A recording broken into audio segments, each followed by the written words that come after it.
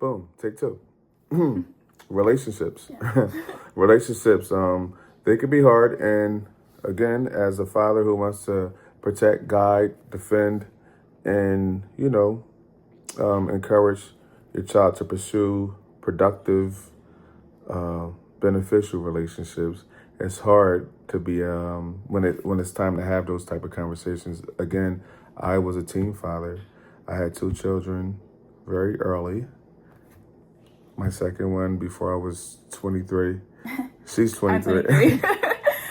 Yes, No yes. kids. No kids. Right. So I think there's a lot of fear when it comes to even like having a discussion of how do you, pursue a relationship or entertain a relationship. So I wanted to dive into that. You now being a young woman, let's talk about relationships. Yeah. Okay. Guys liking you. Well, yes. I don't really, I feel like relationships is like, I feel like for me, I have the most like drama and like craziness and chaos with friends, not really with relationships. And I think that's just because for me, guys are not like a make or break thing for me. Like, obviously, I'm amazing. I'm cool. I'm funny. I'm smart. Pretty. Like, I don't really need that type of validation from guys. So, like, guys are, for me, just like a cherry on top. And I don't have to have the cherry. I'm fine. I don't really need to, like, have this. So, like, I don't really know. With facilitating relationships, I'm not a good facilitator of them. I don't know. Like, I don't know what it is. Some people like tell me like they don't really think I even like people. Like, do you even like anyone? I don't really know if I do. Like, I can't even answer you for like. I think I have interest in people, but I don't really think that interest is like. I don't know how to like. What is that word? You don't called? feel like you have to be in a relationship. No. You're not like boy crazy or. No, and I think boys are awesome. Boys are so cute. Then they start talking, and it's just like, oh, never mind. So do you think that I mean, like culturally, a lot of us when we're young, 23-year-olds, or in our 20s, we're trying to figure things out. So we're testing the waters. We may think we like somebody. Some of us are simply pursuing sex. Some people are pursuing long-term relationships. Some just want a companion. But everybody's at a different phase in their life, and I guess the other person has to like figure out what their intentions are. Do you have a way of like figuring that out based off of when you say the boys start talking? Boys Can you see that? Yeah, I think boys are pretty easy to figure out. I think the confusion comes when it's like you don't want them to just be so focused on one thing, and then it's like, well, now I'm confused because it's like, well, I'm not focused on that, but you are, but I don't want you to be. So, like, that's where the confusion is. But the confusion usually is, like, the answer. Like, oh, okay. Boys are very clear, too. I don't know. Like, I don't really feel like I feel like I'm usually confused by myself. Like, how, like, I'm thinking or, like, how I'm acting. Like, but, like, boys are pretty clear. They're not really, like... As far as intentions. Yeah, they're not, like... oh no, I just want to take you out and have fun. It's kind of like straightforward. Yeah, like I don't know, like I feel like you can kind of just tell. It's kind of like easy to tell. I don't really know. Even with like friends that are guys or guys that are friends, like I don't know. It's like you kind of tell they're like interested in you, but they're not really acting on it or whatever. Like I think guys are pretty like straightforward, I would say. So I guess like intentions wise, it's kind of easy to tell. It's just like, if you're going to like entertain that part or you're just gonna like entertain the attention. I like attention, if anyone didn't know. I love attention. So I don't really think it's like a source of validation, but it's just more so like boys are simple, boys are easy. They're gonna tell you you're pretty, or they're gonna be like, you're so funny, and it's just like, oh, great, somebody else funny today. Check it off the list, that type of thing. So, eventually it gets boring when I don't really think I have like a real interest in you, or if they're like, I don't know, not really it for you. So yeah, and I think even for me, like I don't like stringing people along for too long. So kind of just have to let that So go. is it like, I mean, when we're saying, because I guess old school or parents in general, they're pretty much thinking like, oh, we don't want you to get your feelings hurt. We don't want you having sex. Obviously, we don't want you in a relationship where somebody's disrespecting you or taking advantage of you. You know, what do you do to even like, again, not only like cut somebody off, but fend people off when you see that they don't mean you well? Like what is it that you do? Or, you know, what practices do you have that assist you with fending people off who don't mean you well? I'm really good at just blocking or just not responding. Or I have like a pretty good, like, I don't know. Like if it's in person, you're gonna know I don't want to talk to you. And if it's through, like obviously through messages or something like that, I'm just not gonna respond or whatever. But like usually in person, I think someone can pretty much tell when I'm not really interested in them because they're gonna comment on it like, oh, what's wrong? Like what happened? Like you can just leave or I will leave. I will walk away. Like I don't know. I feel like I don't ever feel like I have to like stay in one place with a person. Like I know I always have the option to just go the other way, walk away, or like this isn't really fun for me anymore. I'm just gonna walk away now, or that. Fending people off wise, like I'll in your face just say I don't have an Instagram or I don't have a phone, I don't have a number. I'll be like, okay, I get it. Or I just have a boyfriend, like you know, like it's kind of just like, oh no, okay. You have your ways.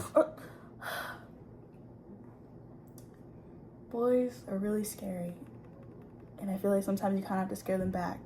Lie to them, say crazy stuff, say my dad will kill you, say like you know like my boyfriend does not want you to be talking to me right now, he's literally about to pick me up, like just say it, because like that'll get them, they'll get the hint. And because some people are relentless, just saying like some people can't take no, or not really. I've never really, well, at least for me, I haven't experienced anybody that was like really pushing for that or anything. Like I'm not like a really open person as it is, so to be able to like break through that type of like barrier wall that I always have up is kind of like hard. And I don't want to say like I'm intimidating, but I do feel like people do talk about that once they get to know me, like yeah, like you're kind of like standoffish. Yeah, standoffish, and it's like that's not really encouraging to a lot of people. So I don't want to say like don't be that way, like that's the way to be, but like this, because I am that way, it's kind of easier for people to like just know, do not come closer, because I'm already like that.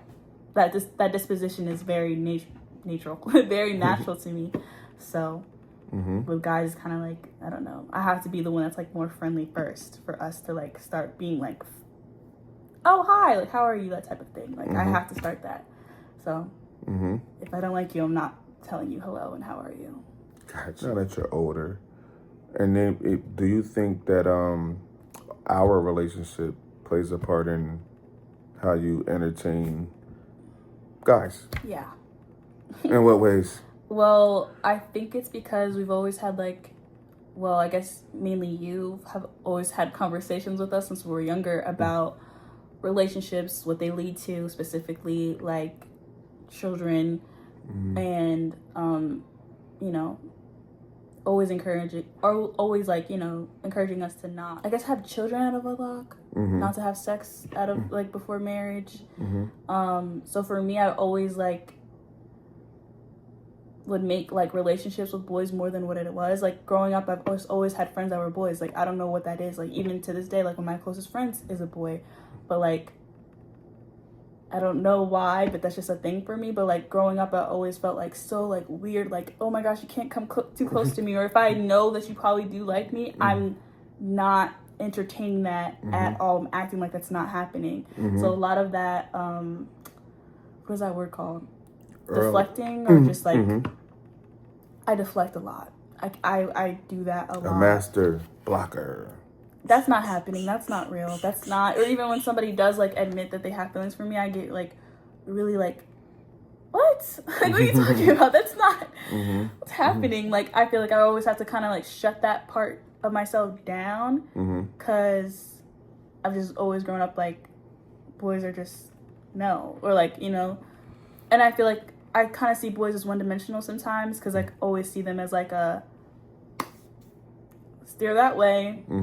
Pregnant, alone, baby mom, all the troubles of that. Like, so I feel like I kind of view guys as one-dimensional, and I think that's kind of why I'm like, I can get my feelings hurt by a guy, but like, the overturn is very fast. Like, I'll be upset a good week if it really was that serious for me. After that, it's kind of like nothing. Even if I'm like hanging out with my friends that were guys, I remember like my first year at Spelman, and I had like 3 guys I would hang around, but like also hang out with other girls. But like anytime I would hang around with them, I used to get so scared, like, oh my god, what if my dad just pulls around the corner and sees me with all these dudes? Like, what's gonna happen? But that's like in my head, and it's just like, bro, you're literally walking to the corner store, like you're not even doing anything, you're just chilling. So yeah, I don't know, it's like I guess like you want to make your you want to like break cycles, you know, and you do want to create like a consciousness, because that consciousness is like a protection, you know. Obviously you mature and you figure yourself out and what your needs are, and then when the time is right, you know, you'll be able to entertain a long-term relationship, which I ultimately want for you all. Like, obviously I want to protect because it's needed and necessary, because I always figure like that 17 to like 24-year-old, 17 to 24, you can really make or break, you know, or make life more challenging on yourself if you don't make the right decisions. So if it's just like a consciousness that was created from your child rearing, I don't know.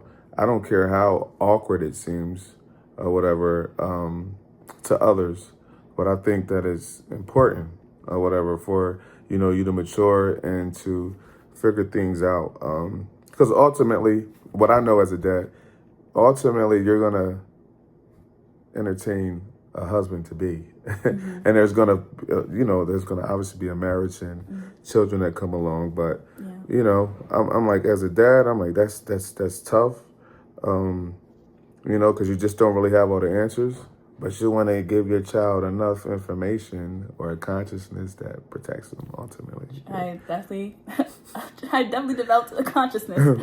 I would say that's something I also like to say too. Like, oh, my husband wouldn't do that. When it comes to like guys who like just do or say certain things, like, oh, my husband wouldn't say that or do that. And I like to say that to them too, because then it's just like, oh, what?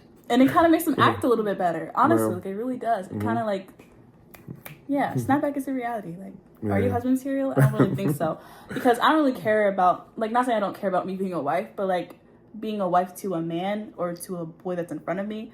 But, like, you need to be husband material if you're talking to me. I don't really care about my wifely duties. That'll just happen naturally. I don't know. It's just kind of easy. But, like, being a husband, I guess it's kind of hard for y'all. So maybe y'all need to just snap back into it sometimes and act a little bit better. No, but that said, though, we will, based off of what the expectation is of a young lady. Like, if it's just like, oh, pay my bills or pay for the food or whatever, and I'll give you sex or whatever, like, that's what we're going to do. If and that's like, upsetting, because it's like, you guys have, like, like, you guys kind of go based off of, like, what's in front of you and not necessarily what you want out of life. Right. Or, like, okay, this is fine for right now, which, I mean, a lot of people do that. Like, okay, this is fine for right now, but, like, I don't really know. Like, I don't really have some type of vision, I guess I would say. And I feel like I kind of like guys that are just like, you know, this is what I would like. And it's not really like here, and here. It's more so it's centralized. It's not like, oh, okay, maybe if she says yes to this, then yeah. No, like, is that what you want or no? And it's kind of like they want everything and nothing at the same time. So which one do you, where are we going? But yeah, I'm really excited on getting married, actually. Like, I really do feel like being married would be really fun. And I really hate when I see people talk about how they don't like being in marriages. Like, why did you marry that person if you weren't going to have fun for the rest of your life? Like, you're supposed to, like, this is your buddy for life, forever. Yeah. Well, I think some of the challenges is people looking for perfection. Like, you know, I'm going on 17 years, and we both knew that from the door. Like, you know, we said 2 imperfect people agreeing to do life with each other till death do us part. And knowing, with that being said, sometimes we can't define that, right? And we all know what a hard time is. You can fill in the blanks for our listeners out there. But, when you make that life commitment or whatever, you find ways, and when you grow and mature, and then too, we need something that leads us. And I think those are godly principles. So some people don't understand this. You get in a relationship and people think like, oh, he or she is controlling the opposite person. It's like, no. I think if a man or a woman submits to the will of God, the opposite person benefits. It's not off your own doing. Like if I don't cheat, lie, or verbally abuse, physically abuse a woman based off of my submission or worship to God, like it's not you that's making me do it. It's like my submission to God. I don't want to sin against, the higher power. So everybody benefits. And I don't know. I it's very hard for me to like people. So if I'm getting married to you, I'm obviously very deeply in love with you. If not, then we're not even getting. Because in my head, I basically was talking to myself about this. Like, if we're dating and we make it to 9 months and we're about to hit a year, that 9-month mark, we need to be talking about marriage, because I'm not going to be dating you after a year. We're going to break up if we're not getting married, because why am I still dating you after a year? That's just really long time. If we're on the same page about marriage, not necessarily after 1 year, but like after maybe 2 years, maybe 3 years, nothing after that. If we're on the same page about marriage at that time, then sure, we can continue dating. If we're not, then we're going to break up. After that 1 year, we're going to be planning our wedding. Then we get married, maybe like the 3rd year of being like engaged. Cool. Then we get married that 3rd year.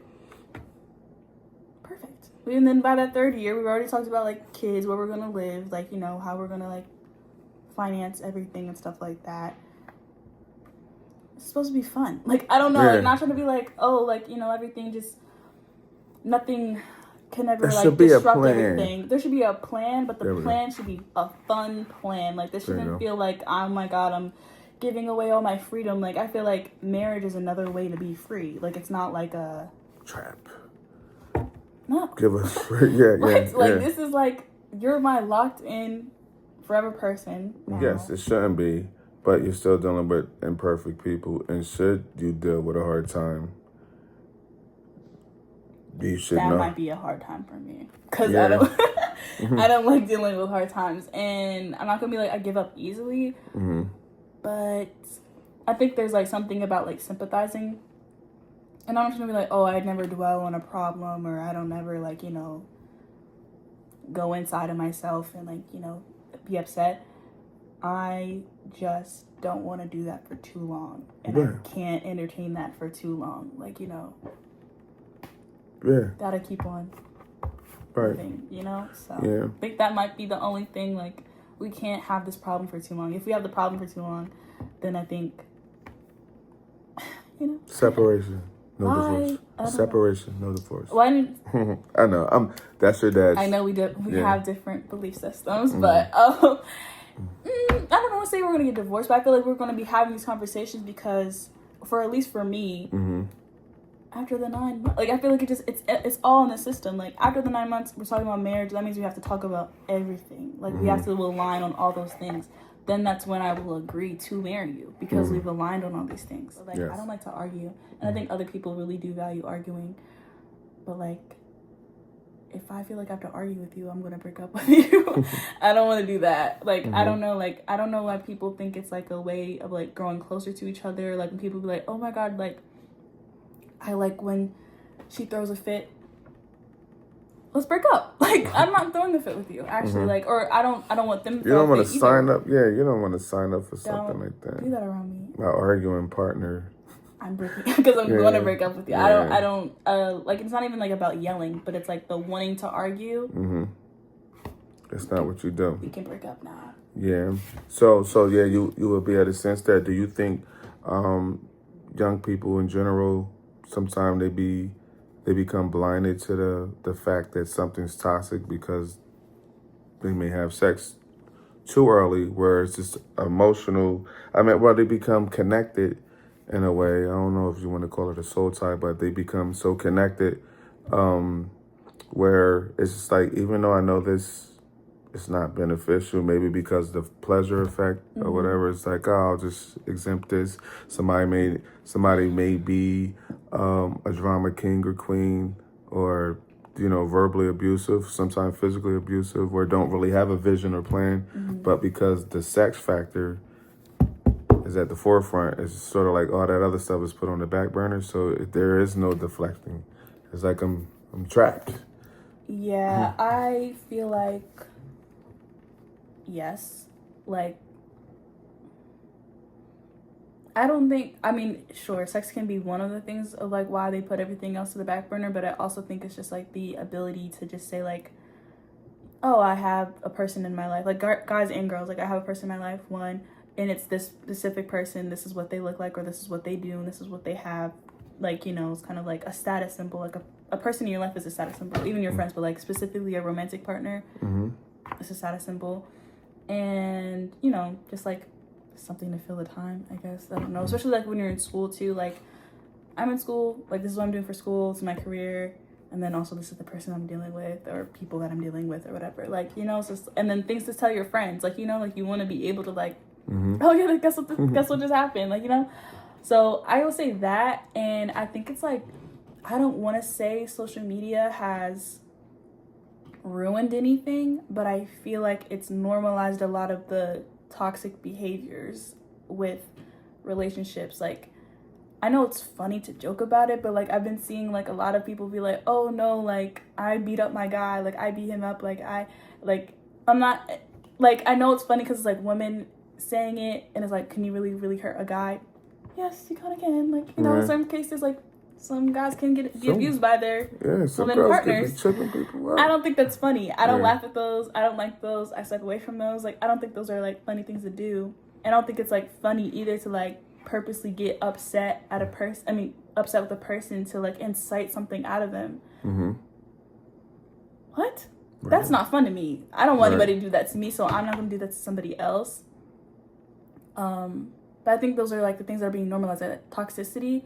And I think toxicity is more fun than like the happy relationship where it's just like everything's like easy breezy and like he's just, I don't want to say like not all girls or whatever, but there's some people who would rather the person that's like causing drama and chaos in their life.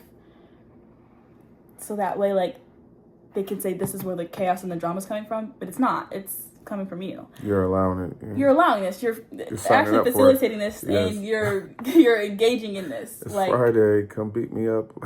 Well, or come verbally abuse that, me. But no, like, no, just I'm more so like, yeah, you know, I know, like, oh, because like you said, like, as far as even having something to tell a friend, like, oh, I'm going through it with this boy again, and it's like you keep calling him or allowing him to have access to you. Yeah, and I don't know. And my friends always tell me like, oh, I'm so quick to like block or so quick to like write somebody off. I have to, like, not saying I have to be that way, but that's just how I naturally am. Like, if you're really, and especially if you're a boy, I really don't care. Like, what? You're just a boy. I don't care anymore. Like, I don't have to deal with this. Like, I literally don't have to because I don't want to. And you're supposed to be the cherry on top. You're not supposed to be the whole sundae anyway. So, again, I can do without the cherry. Like, I don't know. I don't need this. So, but that's just because of, like, how I am. But, like, I don't want to say, like, I'm a perfect person in relationships. I'm very avoidant. I don't think I'm the most kindest person. I kind of, you know, I can just do away with somebody very easily. So those are things to work on. Making but progress. The toxicity thing, though, red flag. I think too, culturally, not even culturally, but young parents having kids, and then the kids having to see their parents trying to navigate life. Sometimes they just think it's normal, like it comes along with a relationship. Somebody's going to act out of sorts or whatever. Instability, toxicity, verbal abuse, physical abuse. I don't think that. Right. I'm just saying, like some people with young parents coming up, you know, depending on who they are or whatever, they've seen it. And sometimes too, like we'll say, oh, well, you come from a 2-parent house. In the 2-parent home, it could be toxic. Like, you know, they agree to stay together, but they're just dragging each other through the mud. And I think that's the difference or whatever. Like, people are going to do stuff that you don't like or whatever. But like you said, to your point, we ain't doing this all year. No, you're not really doing you know, this for like a couple minutes. We're not arguing all year. You're not freaking putting your hands on me or verbally abusing me. You're not cheating on me or whatever. And just a spin cycle and you're just doing whatever you want. And I'm supposed to just take it. No, I wouldn't suggest that at all. That's another thing. The cheating thing and going back, I take very small things as rejection. If you don't answer my call in the first ring, I think you hate me. Like, I don't, what? If you're not gonna, like, ask me how, like, I don't necessarily need to be, like, I don't need to receive a text every single hour on the hour. Simple good morning, hope you're having a great day, and then text me after, you know, your last class or after you get off of work. Great. A call would be great. Mindfulness. Mindfulness. If you're not doing that, you don't like me enough, and I don't think this is gonna work. So like that's those are just like. But you don't need them leeching, but you do need them mindful enough to acknowledge you throughout the day. And also, I'm the girl in this. You should like me way more. I'm never gonna like you way more than you like me. It's never gonna happen. So like you have to like me more for this to work. Right. Have to. That's not happening. You don't want to leech though. No, it's not a leech. It's I can't go to work. I can't go to work. I'm thinking about you all day. I can't go to work. No, it should be, I'm working so hard just so I can, like, come see you. Right. And get this out the way. Yeah. I don't need a leash. That wouldn't work. I'm not a leash. Sitting up under you all day and keeping tabs on you. That's not fun for Where me. was you at? You was out painting? Yeah, I don't think that would be fun for me either. Sitting there, babysitting you painting? I need space. I love my alone time. Like, right. I feel so happy when I'm alone. Like, it's so nice. So you have to be able to, like, make that more fun for me. Because I'm not going to be like, oh, no matter who I'm around, I'm going to have a great time. But usually I'm fun. Like, I'm not, like, a person that's, like, you know, I'm a very happy-go-lucky person. I can make any type of, like, situation, like, a fun time for all of us. So we're going to have fun, but you also have to be fun as well. If you're not gonna make me feel like I have to put on this like performance when we're hanging out, it's not gonna work long term. Yeah, you want all your energy to be reciprocated. Yeah. Said it with me. Yes. If you're gonna start a family, it should be centered on these 6 principles that I didn't do myself, and that's what people need to know. Or whatever. It's like, well, what did you do? I did a whole bunch of dumb stuff. You know what I mean? But 6 principles were birthed from me messing up. But we should keep God first. We should educate our mind daily. We should make an honest living. We should purchase a home. We should find ourselves a wife. And then we should consider having children. You know, I think it lightens the load. Life is challenging. You know, there's a lot of unforeseen things that happen, you know, things that are out of our control. But like you said, with planning, right? You said planning. You could plan your life out. And you have a guide, a GPS, 6 principles. I'm hoping that she subscribes to it, even though we have.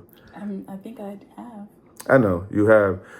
There we go. I feel like it's like, because I've been learning that too. Like, you can learn something all day, but are you applying any of that to your life?